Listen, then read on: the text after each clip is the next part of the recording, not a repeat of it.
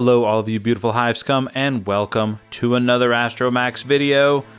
It's finally here, it's finally ready, or as ready as it's gonna be.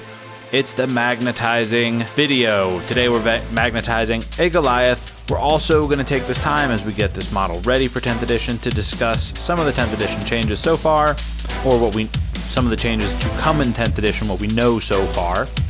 Won't be comprehensive, won't be in-depth, very casual topic, conversation and speculation on 10th edition while we magnetize this model. So let's overload our fuel cells, let's get ready, because the day of ascension is nigh. Okay, this is going to be a pretty beginner-to-beginner guide to magnetizing. I have only magnetized 2 models previous to this, so I truly am coming, and bringing this information as a beginner for other beginners out there, because it's an important step to maximize getting what you can get out of your models, the versatility of list building, which is a very fun part of this hobby. So we want to be able to do that as much as possible. And rule of cool is great, but our tastes can change over time. So we want to be able to account for that. The first place we're going to start, and I recommend whether you're magnetizing or not, but anytime you go to build a model, let's flip through the instructions. Let's familiarize ourselves with what we're going to be looking for on the sprue, what steps we're going to take, and in our case here, where we're going to be placing some of our magnets. We know that we're going to be placing some magnets on the arm of the Goliath rock grinder so that we can do the different weapon options there. And we know we're going to be magnetizing the auto gun platform as well.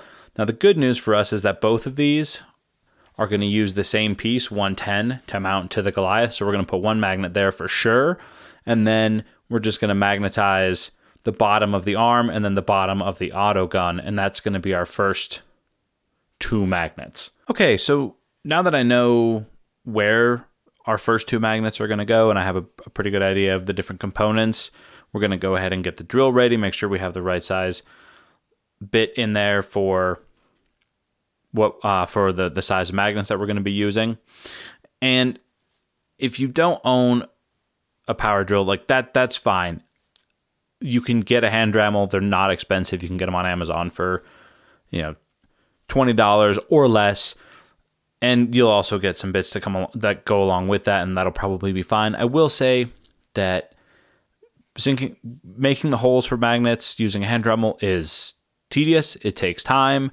It is not the most enjoyable experience when it comes to modeling, but you can certainly do it. And I recommend, however you can magnetize what you can, what you're comfortable with.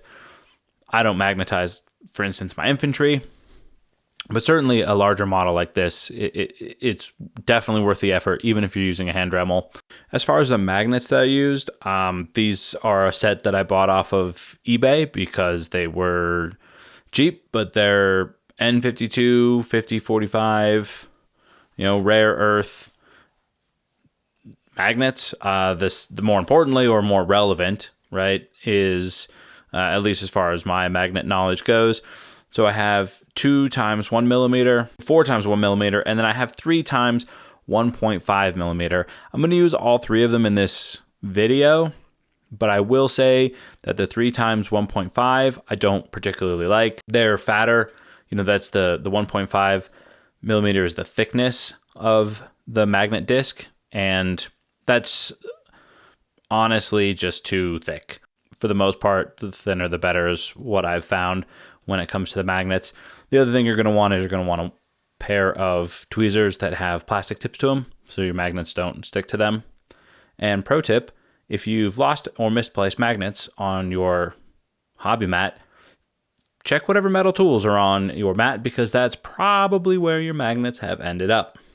Okay, while I get the auto gun, those first 2 pieces finished here, drilling and putting the magnets in, we are going to take our first break from the action on the screen and talk about 10th edition. So far, I've loved everything that I've read on the Warhammer community site, which is where 90% of my information has come from so far. That and some Discords and Reddits being the other percent. So mostly we're going to focus on just what's been said on the Warhammer community website. And as I mentioned, all of our discussions on 10th are going to be super casual and laid back speculatively.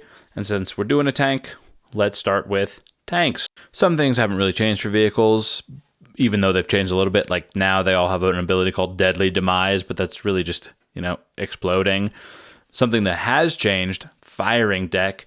This is pretty cool. Don't know if it applies to just transports. We'll have to see as more vehicles and data sheets become available.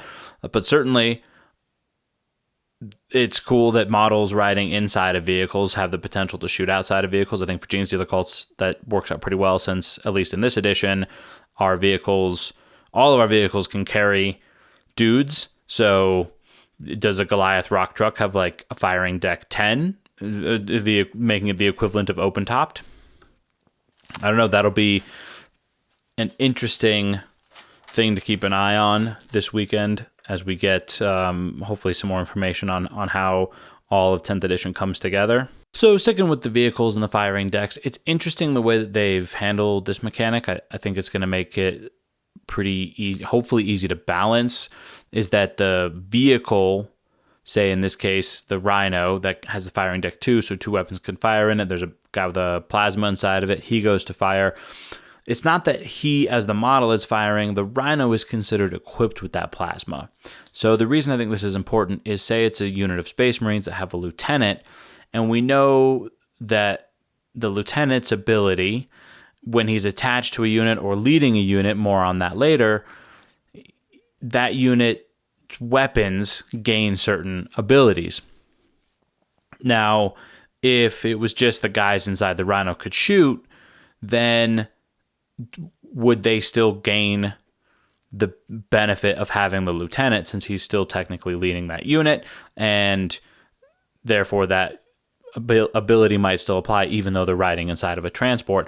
By simply saying that the Rhino is considered to have the weapon, now the lieutenant's obviously not leading the Rhino, so there's no way it would benefit from the lieutenant's auras, but fortunately they will still be able to benefit from characters that are near vehicles. Now, quick hobby thing on the magnets here. Something you're going to want to do is when you go to set your first 2 magnets and your 2 points, you're going to put them together. Take a Sharpie and mark both sides of the set. So put your 2 magnets together and mark the 2 sides that you can see. This way, you know whether you get distracted, something happens, or just because you're like me and you're very forgetful, you're going to know which side of the magnet needs to go facing which direction. Very important. You want to make sure that you get that step right with magnets. That's the number 1 step when it comes to magnetizing something. Let's jump back to the action here. That was a decent segue going over the marking of the sides there. So what we've done so far and what we are about to wrap up here is we've assembled the auto gun. So in your instructions, this is going to be step 6B is what we're looking at right now. And we're combining 60. We're working with P60 and 110. You can see we've already built the auto gun there using 62 through 67, it looks like. 62, 64, 63, 67. And so 1 magnet is going to go into 110. Now 110 doesn't need to magnetize into the Goliath. That one we can still just mount in. It's going to drop down into that little groove there and then twist. You don't need to use any glue to attach piece 110. But we're going to put a magnet on top of it so that 60 can sit on top of that magnet. And then 60 is going to be glued to our auto gun. So that whole piece is going to be able to lift off of there. Now, I do apologize, and I'll probably do this a couple of times. I'm still very novice at modeling in general, and so keeping my hands in one place while modeling, not super easy for me. Now, you will see here, I did make this hole too large. That magnet wasn't sitting quite right in there. Very easy fix. I just took some green stuff and kind of filled in my hole and then sunk my magnet into that. All right, so now that we've completed the auto gun, we're going to move on to the arm of that is going to hold all the heavy weapons. And we're going to need a magnet at the base of this weapon. So, and this is also going to magnetize to that 110 we were just working on. So this is piece 61. The nice thing about this is it's a nice big dome. So it's going to be really easy to put a magnet on this. And the arm, however, is a little bit trickier. Now you might be able to see, hopefully, there's a little nub that sticks out from the bottom of this, and the flamer and the seismic cannon are going to rest just fine. The incendiary cannon and the seismic cannon are going to rest just fine on that arm. You don't necessarily need a magnet here. The mining laser does not sit very well on that arm, though. And I will say it's a loose fit. So certainly if you're traveling with your model, I would recommend putting a magnet in this place. It's a little trickier than the one we just did, but not too bad. What I'm doing here, and ultimately I decided not to do this when I got to the seismic cannon, is I'm trimming the back of this so I can use the 4x1 millimeter magnet instead of the 3x 1.5. On the seismic cannon, I decided to just use the 3x 1.5. It actually worked out really well. But this is why we start with the weapon we're least likely to use. Now, of course, that I've done that, it's going to be completely different in 10th edition, and this is going to be the best weapon ever, and I'm forever going to be reminded that I did this. It turned out okay. It sits in there. It sits on that arm a little wonky with having cleared out that much of the back to it, but yeah, overall it's fine. So I want to go back to characters in 10th edition while I finish magnetizing the back of and trimming the back of the cannon here. Characters, we know multiple characters are going to be able to join units. We know that those characters are going to benefit units. I'm not entirely sure if multiple benefits can be stacked onto a unit. For instance, the lieutenant, his ability says while he's leading a unit, if a chapter master is also attached to that unit, can they both be leading it? I think we'll need the core rules to suss that one out. But we know that multiple characters can be in units. So how does this affect something like the Nexus, right? In 9th edition, his thing is casting abilities out to other units based on characters he's next to. I wonder if in 10th edition, he isn't going to be able to bring abilities to a unit. For instance, he can be in a squad of neophytes, and your Primus can be attached to a squad of neophytes or acolytes somewhere else, and whatever abilities he has, the Nexus's unit also get treated as. I think that might be a fun way to keep some of the flavor and utility of the Nexus without having him be a lone operative, or because what would he do otherwise? Then maybe that would be a way you could stack multiple buffs into one unit. I don't know. I'll be very curious to see how that works out. I think the Biophagus that they mentioned specifically in the Warhammer community article, it was nice that we got some love, is a little bit more cut and dry. I think one of his genomic enhancement, he'll have something like a genomic enhancement ability he has now. It'll apply to whatever unit he's attached to. That one's pretty simple, but the Nexus is a little bit trickier. Turning our attention back to what is happening on the screen with this magnet. So what we've done here is this is pieces 49 and 46. This is the arm of the heavy weapon. We'll just call it the arm from now on. And what we've done is we've put one of those 4x1 millimeter magnets right in this thing. It fit just about perfect. The hole was actually a little large. Again, all it is, I took just a little bit of green stuff, a little bit of putty, put it down in there just to secure the magnet, put a drop of super glue on there, and there we go. This is super glue that I bought at Walmart the night I made this video. I went to get my super glue out of my drawer, and only to find that it had tipped over and spilled open, and I was out of super glue, and I have a new permanent fixture to the bottom of my desk now. So I ran out to Walmart, grabbed a thing of super glue. it appears to have worked fine. It, I think, was $3.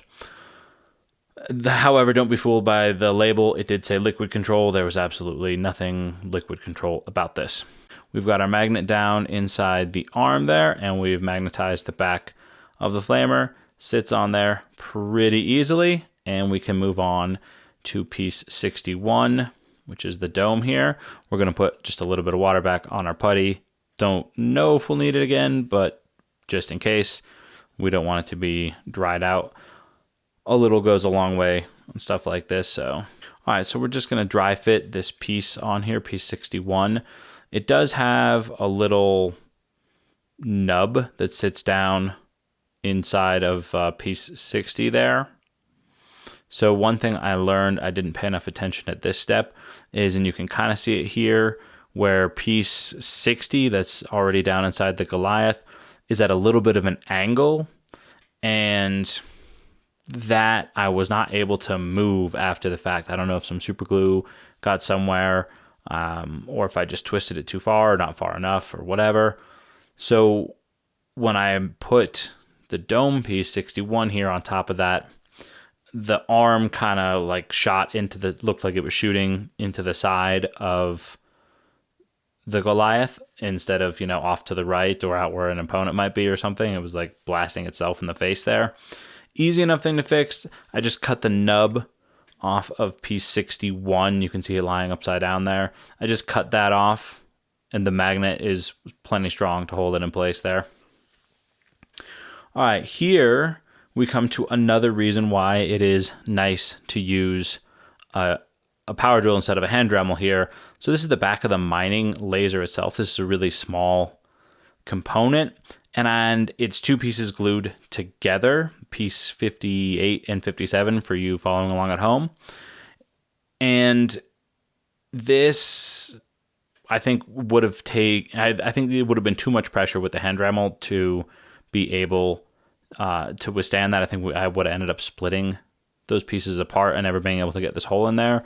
By using the electric drill, but I can, just take my time and very gently drill out, but very efficiently and quickly drill out the back of this mining laser, so we can put one of our little magnets in there. And these are going to be, this one's going to be a 2x1.